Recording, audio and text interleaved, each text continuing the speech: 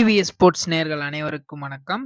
IDFC first bank test சீரிஸோட 3வது test பார்த்தீங்கன்னா, இந்தியாவுக்கும், இங்கிலாந்துக்கும் ராஜ்கோட்ல நடந்துச்சு. இந்த மேட்ச் பார்த்தீங்கன்னா, ஒரு பரபரப்பான ஒரு கட்டத்தில தான் போயிட்டுருக்குதுன்னு சொல்லணும். ஏன்னா, ஃபர்ஸ்ட் டே பார்த்தீங்கன்னா, இந்தியா வந்து சூப்பரா இருந்திருந்தாங்க.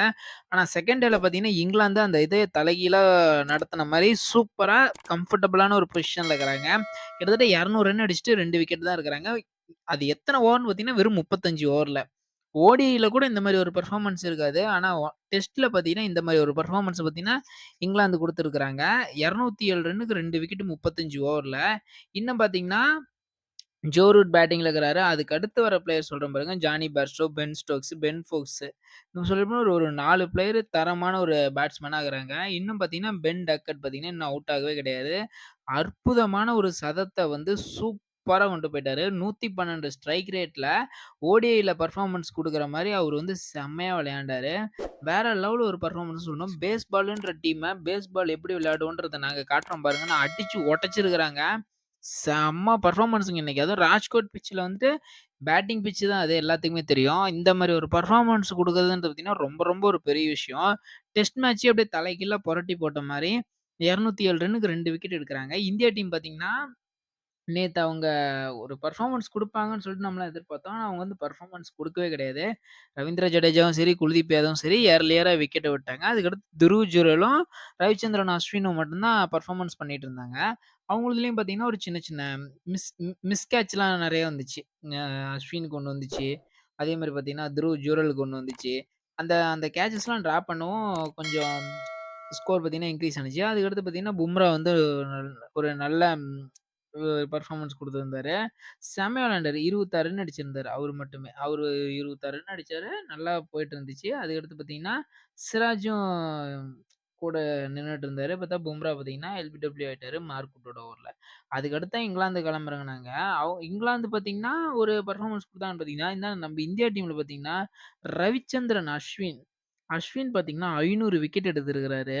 எவ்ளோ பெரிய ரெக்கார்டு தெரியுங்களா இது? அதுவும் நம்ம தமிழன்.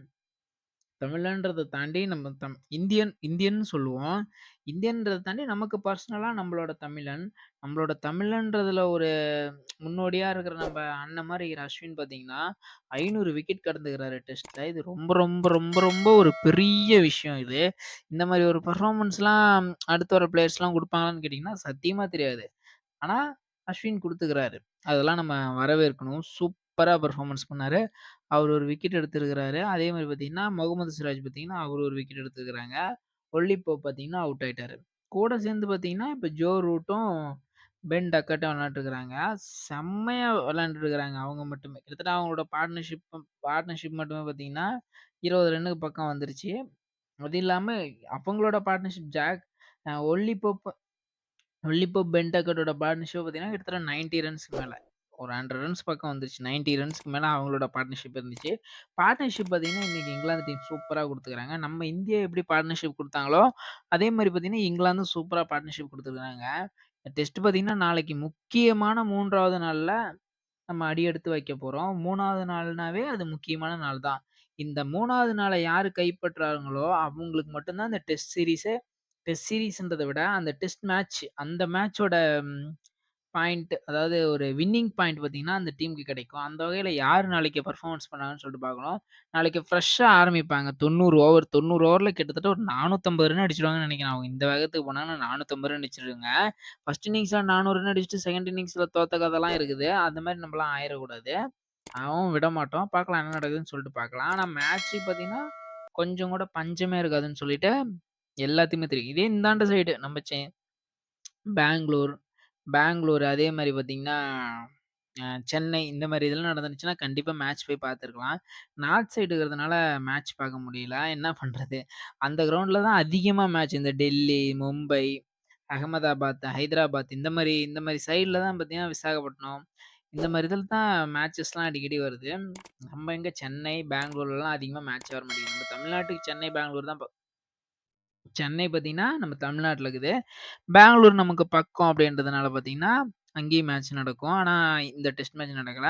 பார்க்கலாம் என்ன நடக்குதுன்னு சொல்லிட்டு பார்க்கலாம் நாளைக்கு மேட்ச்ல. நாளைக்கு மேட்ச் கண்டிப்பா யார் பக்கம் போகுமோ இல்லையோ, இந்தியா ஓரளவுக்கு டாமினேட் பண்ணுவாங்கன்னு நெனைக்கிறேன். பார்க்கலாம் என்ன நடக்குதுன்னு சொல்லிட்டு பார்க்கலாம். இதோட இந்த வீடியோவ முடிச்சுக்கிறேன். இந்த வீடியோ உங்களுக்கு புடிச்சிருந்துச்சுன்னா லைக் பண்ணுங்க, கமெண்ட் பண்ணுங்க, ஷேர் பண்ணுங்க, சப்ஸ்கிரைப் பண்ணுங்க. பெல் ஐகான ஆல்ல போட்டு வச்சுக்கோங்க. நாளைக்கு டே 3 ஓட ரிவ்யூல பார்க்கலாம். பாய்.